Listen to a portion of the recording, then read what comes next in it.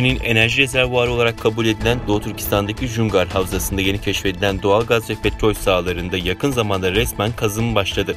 China News Network'ün 21 Mayıs raporuna göre Hutubei ilçesinde bulunan ve 4 Şubat 2021'de sondajına başlayan yeni petrol sahasından 33 milyon metreküpten fazla doğal gaz ve 4.000 tondan fazla ısıtılmış petrol çıkarıldı.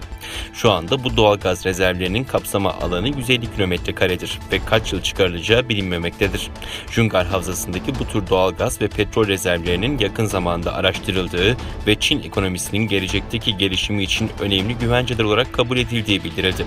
Bununla birlikte bazı analistler Çin hükümetinin milyonlarca Uygur'u toplama kamplarını hapsetmesi ve Uygurlara soykırım uygulamasının Doğu Türkistan'ın Çin için bir enerji rezervuarı olmasından kaynaklandığını ileri sürüyor.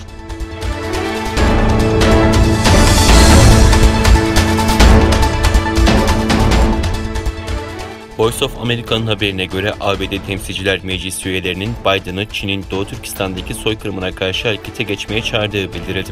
Habere göre ABD Temsilciler Meclisi Yürütme Komitesi Çin İşleri Dairesi üyeleri Uygur kadınlara yönelik zorunlu kürtaj uygulamalarını önlemek için 19 Mayıs'ta ABD Temsilciler Meclisi'ne bir yasa tasarısı sunduğu belirtiliyor. Tasarı Çin Komünist rejiminin Doğu Türkistan'daki aile planlaması çerçevesinde zorunlu doğum kontrolü, zorla kürtaj ve kısırlaştırma, Uygurların ve diğer Müslümanların toplama kamplarında hapsedilmesi fiillerinde aktif rol alan Çinli yetkililer için hesap verebilirlik çağrısında bulunurken failleri adalete teslim etmeyi öneriyor. Yasanın Amerikan Başkanı'nın Çin'in Doğu Türkistan'daki soykırımını etkili bir şekilde ele almak ve önlemek için atılacak adımlar da dahil olmak üzere parlamentoya stratejik bir plan sunmasının gerektirdiği aktarıldı. Bilgilere göre tasarı şu anda Meclis Dışişleri ve Yargı Komisyonu tarafından değerlendiriliyor.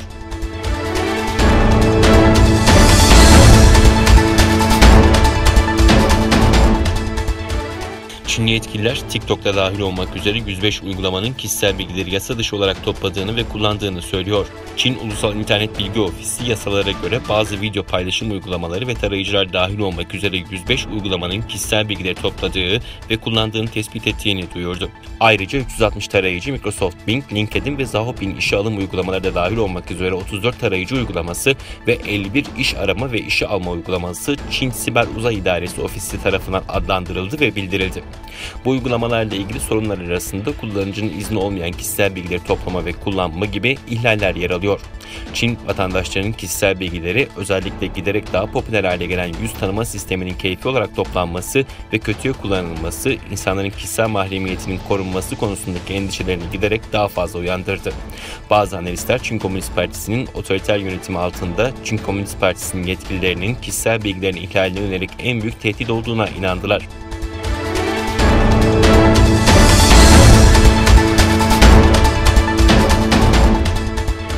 Koronavirüsün Çin laboratuvarlarından sızdığı iddialarıyla ilgili ABD'nin en yetkili isminden çok konuşulacak açıklamalar geldi. Dış basında yer alan ve ABD Dışişleri Bakanlığı tarafından elde edilen belgelere dayandırılan haberler virüs ve Çin ilişkisini bir kez daha gündeme getirdi.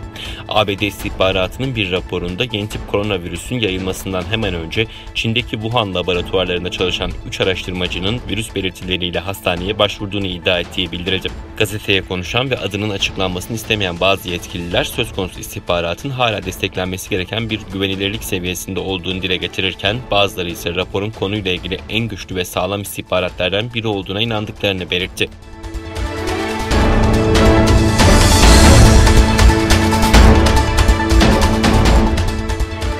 Avrupa Birliği liderleri NATO ve ABD Yunanistan'dan Litvanya'ya giden Ryanair'e ait yolcu uçağının Belarus tarafından bomba ihbarı iddiasıyla Minsk'e zorla indirilmesi ve uçaktaki muhalif gazetecinin gözaltına alınmasına tepki gösterdi. Uçak Yunanistan'ın başkenti Atina'dan Litvanya'nın başkenti Vilnius'a gidiyordu. Ryanair havayolu şirketine ait uçak pazar günü Belarus'un başkenti Minsk'e zorunlu iniş yaptı. Uçakta bulunan muhalif gazeteci Nexta grubunun eski editörü Roman Protasevich uçak yeniden havalanmadan önce gözaltına alındı.